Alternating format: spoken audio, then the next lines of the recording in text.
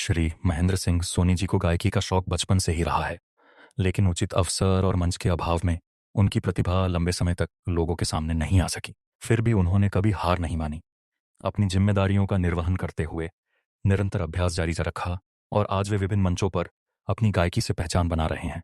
उनका यह सफर इस बात का प्रमाण है कि सच्ची लगन और निरंतर प्रयास से हर सपना साकार किया जा सकता है।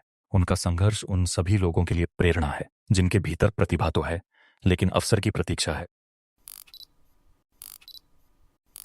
जनता की आवाज़ न्यूज़ चैनल में आज हम पहुंचे हैं हिसार में, और हिसार में एक ऐसा सांस्कृतिक कार्यक्रम चला हुआ है जो हमारे वो साथी जिन्होंने पूरी एज अपनी जिम्मेदारियां पूरी की, अपने काम धंधों में ध्यान दिया, अपने बच्चों का लालन पालन किया और अलग अलग जगह कोई किसी व्यवसाय से कोई किसी व्यवसाय से निकल के आए। और जब व्यक्ति के अंदर कोई हुनर होता है तो समय मिलता है तो वो निकल के सामने आता है। ऐसी ही प्रतिभा की धनी आज हमारे बीच में हैं श्री महेंद्र सिंह सोनी जी, और साथ में हमारे मैडम मंजीत कौर जी हैं जो वर्तमान में दोनों ही हिसार से और दोनों ही बहुमुखी प्रतिभा के धनी हैं। तो सबसे पहले वर्मा जी और मैडम कौर जी, आपका स्वागत है हमारे चैनल। ये जो गायकी है ये एक अनोखा संगम होता है आदमी के अंदर ज्ञान का। तो पहले सोनी जी आपसे हम चर्चा करेंगे, तो आपको कब महसूस हुआ कि आपके अंदर ये प्रतिभा है? सर वैसे तो ये बचपन से शौक है, बाथरूम सिंगर था बचपन से। तो फिर किसी ने बताया यूट्यूब पे इसके ट्रैक निकल जाते हैं, तो मैंने यूट्यूब से ट्रैक निकाले, उनके साथ वैसे ही गुनगुनाना शुरू किया। उसके बाद कोई मेरे पास बैठे सुन रहे थे, उन्होंने बताया कि एक माइक आता है छोटा ब्लूटूथ, तो वो इससे मोबाइल से कनेक्ट हो जाता है। तो उसके बाद मैंने वो छोटा माइक खरीदा और उस पर गाना शुरू कर दिया। आहिस्ता आहिस्ता उस पर किया मैंने। फिर मैं बड़ा स्पीकर ले आया घर पे, उस पर शुरू किया। फिर आहिस्ता आहिस्ता ये अपने जो हैं ग्रुप वाले, इनसे मुलाकात हुई ये फेसबुक के माध्यम से। तो उस पर आहिस्ता आहिस्ता हम सब एक दूसरे से नंबर लेके मिलते रहे। आहिस्ता आहिस्ता फिर हमने एक ग्रुप बना लिया और धीरे धीरे आप एक बड़े स्टेज प्रोग्राम तक पहुंच गए। सर जैसा भी है आपके सामने है। तो सोनी जी, थोड़ा सा इससे हट करके निजी ज़िंदगी में ऐसा क्या क्या व्यवसाय रहा जो आपका मुख्य तौर पे आपने किया? सर मेरा वैसे ज्वेलरी का काम है, और काम तो मैंने काफ़ी किए हैं, मगर लास्ट में ज्वेलरी के काम में ही मैं फिट हो पाया। और ज़िंदगी में बहुत उतार चढ़ाव देखे हैं सर, बहुत कुछ देखा है। जाहिर ही बात है कि आदमी यहाँ तक पहुँचता है तो बहुत सारे आते हैं। अब जाके थोड़ा सा सुकून मिला है, तो अब म्यूजिक की तरफ थोड़ा ज़्यादा ध्यान है। तो वर्मा जी, आपने पहला सॉन्ग कौन सा याद होगा जो आपने गाया होगा? सर पहला सॉन्ग था मेरा पल भर के लिए कोई हमें प्यार कर ले।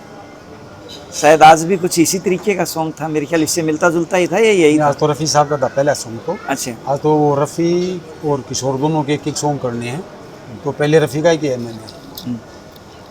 बाकी मैं किशोर का फैन हूँ, किशोर कुमार जी का। यानी आप किशोर कुमार जी के फैन रहे हैं अपने निजी जीवन में अगर हम बात? बिल्कुल बिल्कुल। तो चलो हम थोड़ा सा ये चाहेंगे कि आपका जो पहला था उसकी आप 2 लाइन जरूर गुनगुना के सुनाएं।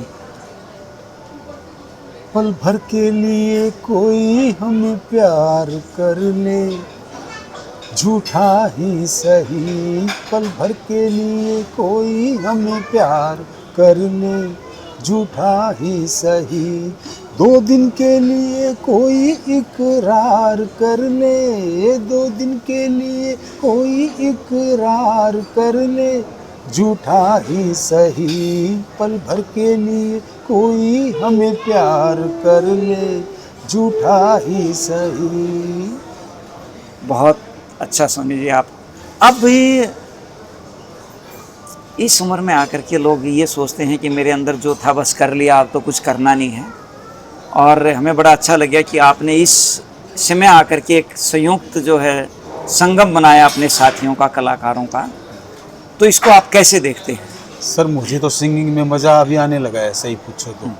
अभी तक तो वैसे ही गुनगुना रहे थे, सिंगिंग का मज़ा ही अब आने लगा है, सही पूछो।